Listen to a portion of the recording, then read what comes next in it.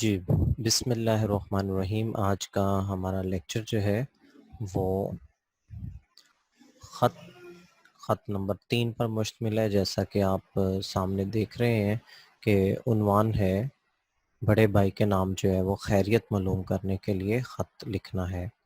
تو بورڈ کے اندر سوال بھی یوں آ سکتا ہے، جی آتا بھی ہے کہ بڑے بھائی کے نام خط لکھیں، اور خط میں یہ لکھیں کہ وہ کافی عرصے سے جو ہے وہ گھر نہیں آئے، تو ان کی طبیعت کا پوچھیں، خیریت معلوم کریں، اور انہیں بتائیں کہ ابا جان جو ہے وہ ان کو بہت یاد کر رہے ہیں۔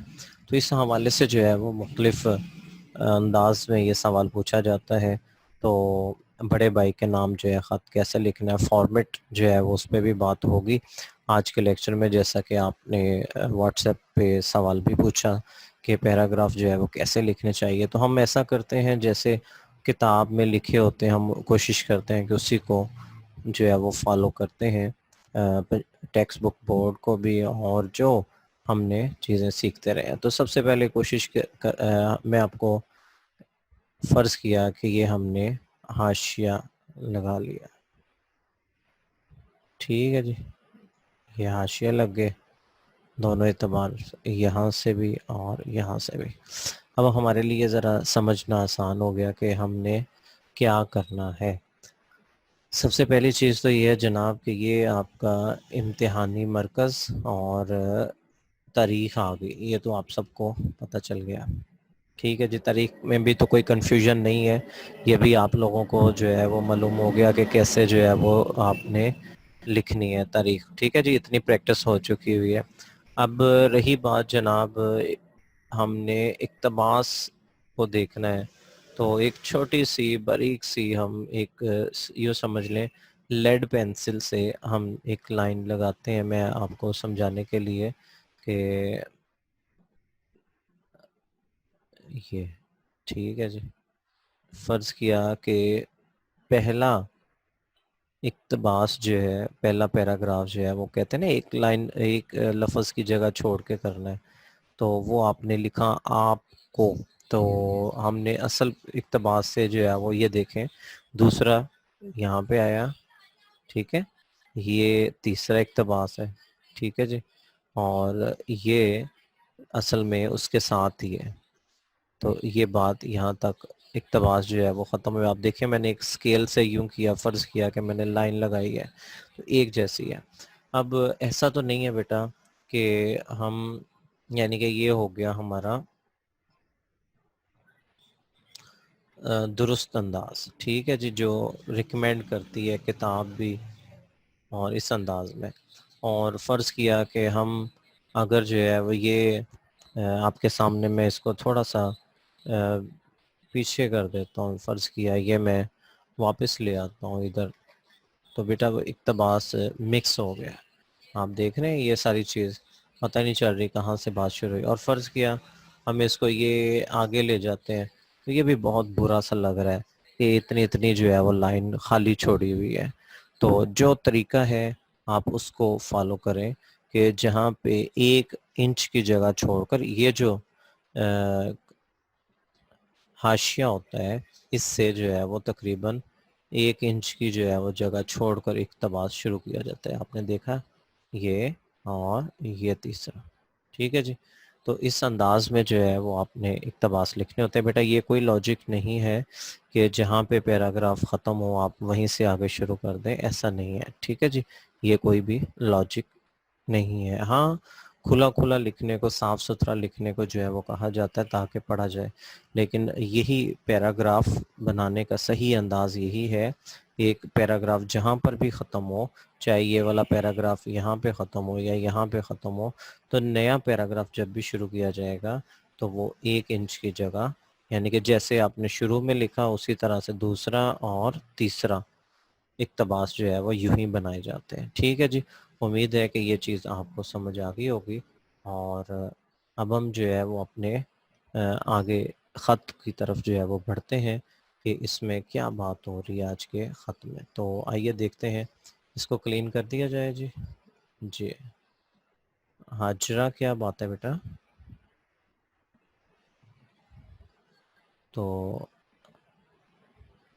امتحانی مرکز 15 فروری 2020۔ محترم بھائی جان السلام علیکم۔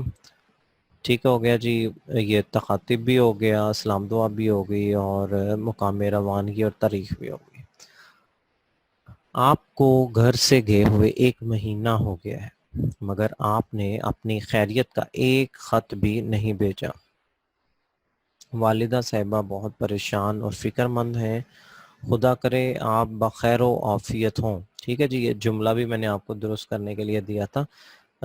خیر و عافیت، بخیر و عافیت کے ساتھ ہوں، یوں نہیں لکھنا، با کا مطلب ساتھ ہی ہوتا ہے، تو ہم لکھیں گے بخیر و عافیت ہوں اور ہم لوگوں کی یاد آپ کو بے قرار کرتی رہے، یعنی کہ ہم بھی امید ہے کہ آپ کو یاد آ رہے ہوں گے۔ ٹھیک ہے جی، تو اب نیا اقتباس جو ہے وہ آپ نے دیکھا بالکل اسی انداز میں کہ ابا جان بھی فکر مند ہیں، ننا علی جو ابا ابا کی گردان سے تھکتا نہیں، بسا اوقات آپ کی تصویر کارنر سے اتار لیتا ہے اور سارے گھر میں لیے پھرتا ہے۔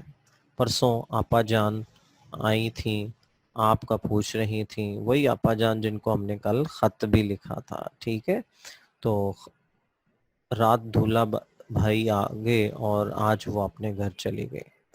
یہ گھر کی خیر و عافیت بھی بتائی، ان کے چھوٹے بیٹے کا بھی حال حوال بتا دیا، اوپر فکر مندی کی بات جو ہے وہ بھی بتا دی کہ ابا جان بھی پریشان ہے، والدہ بھی پریشان ہے، اور اگر آپ کا خیریت نامہ جلد نہ آیا تو ابا جان کو آیا سمجھیے، یعنی کہ وہ پھر آپ سمجھ لیں کہ وہ آپ تک پہنچنے والے ہیں، اور پھر ان کی خفگی، ان کی ناراضی جو ہے وہ آپ کی لیتو لال کے لیے آفت بن جائے گی، آپ کے لیے جو ہے پھر بڑی مشکلات کا سامنا آپ کو کرنا پڑ سکتا ہے، اور آپ کا کوئی عذر قبول نہیں ہو، آپ کا کوئی بہانہ بھی جو ہے وہ پھر نہیں چلے گا۔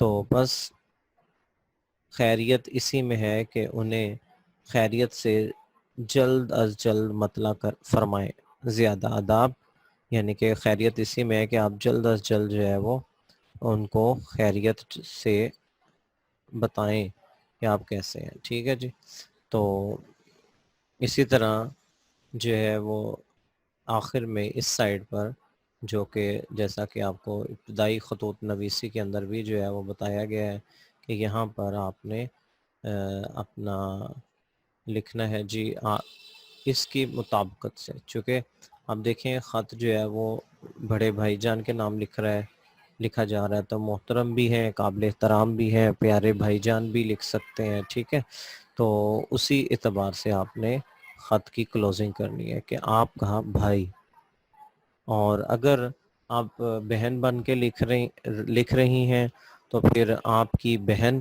اور اوپر بھی سارے جہاں پہ بھی صیغہ کوئی ایسا استعمال ہوگا تو آپ نے مونس استعمال کرنا ہے، تو چونکہ نام ظاہر نہیں کیا جاتا جناب، تو اس لیے جو ہے وہ سیکرٹ رکھا جاتا ہے، تو ہم لکھ دیا آخر میں الف ب جیم۔ ٹھیک ہے جی، تو یہ خط کے اہم ترین حصے ہیں۔ ٹھیک ہے جی، اور یہ نفس مضمون کہلاتا ہے، جس کے جو ہے وہ الگ سے جو ہے وہ نمبر ہوتے ہیں۔ ٹھیک ہے جی، یہ چیز آپ کے سامنے آ گئی۔ اب ہم آج کے کوشچن آنسر کی طرف جو ہے وہ بڑھتے ہیں۔